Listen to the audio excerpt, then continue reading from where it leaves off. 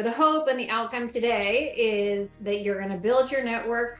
You're going to learn something from all of these beautiful women on your screen, and that you're going to walk away a little bit smarter, a little bit better, and have some tools in your toolkit that you didn't have before.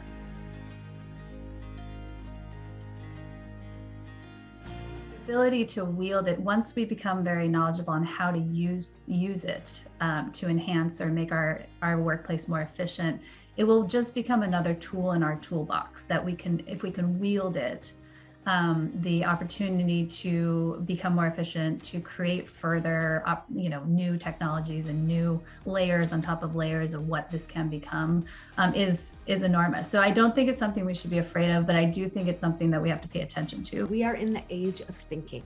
And so what people need to understand is that some of those jobs may go away, but you have an opportunity right now to engage and learn and be of high value as these new opportunities are presented.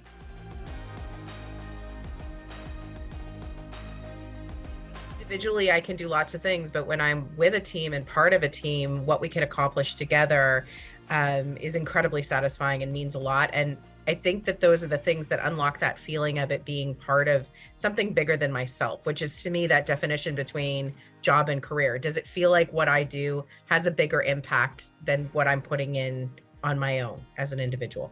So when you think about, entry-level jobs or early jobs that may not feel like so fulfilling because you have this really big dream of being this CEO like Aaron or something really beautiful, you can say but I'm here today really building the foundation and bolstering my competencies so that when I get this opportunity, I'm going to shine in this really great way.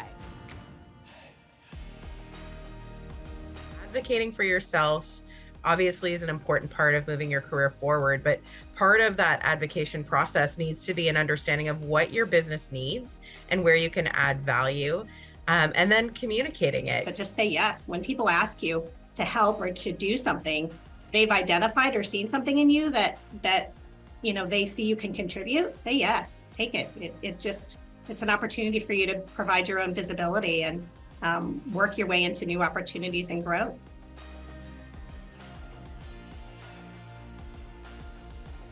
If you have that intrinsic motivation to do as good a job as possible, then and you show up and you present that, good leaders will see you and give you opportunities. So I think once you get the confidence to know you have value to add, then not being afraid to advocate for yourself and ask, show with proof, show what you brought to the table. One of the most effective techniques I have ever seen for going in and asking for a raise and making sure your value is known is to keep a notebook or a list on your computer of all of your accomplishments.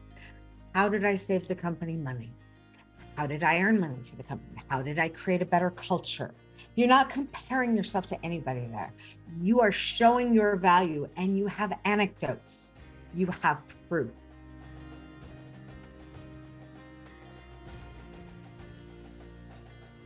I think if you just ask yourself, what does it mean if I say no? And what happens if I say no? And then if that happens, what does that mean? And you just keep asking yourself, and you get to the end and you realize it doesn't mean as much as you've made it mean, and nothing really is going to happen. They are going to pivot and ask someone else to do it, and they're going to figure it out. It's what makes the world go round. Long time ago, I was told you have to say no to protect your yeses because they can step all over. If you're saying yes to too many things and you can't get to the ones that you already thought that you could commit to.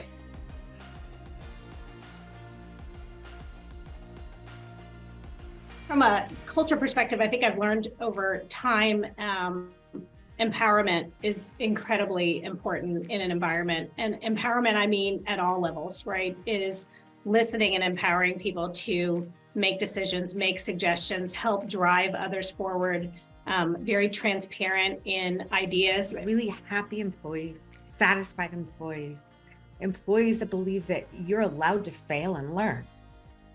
Those employees create for happy customers or happy experiences.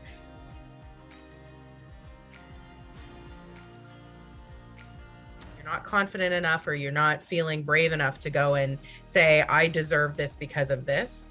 just open the conversation by asking for some feedback and some advice on where you can direct your energy to have the biggest impact for your team. The advice that I would give is really, to believe deeply in yourself, right? I think the world really reflects that back to you. Like the more you just have this knowing and this sense of self-worth, then like everything else really will fall into place. It's the most important work that we can do. Like we always work on like getting this or doing this or, but if you're just working on being the best version of yourself, then the world really opens up this really beautiful path.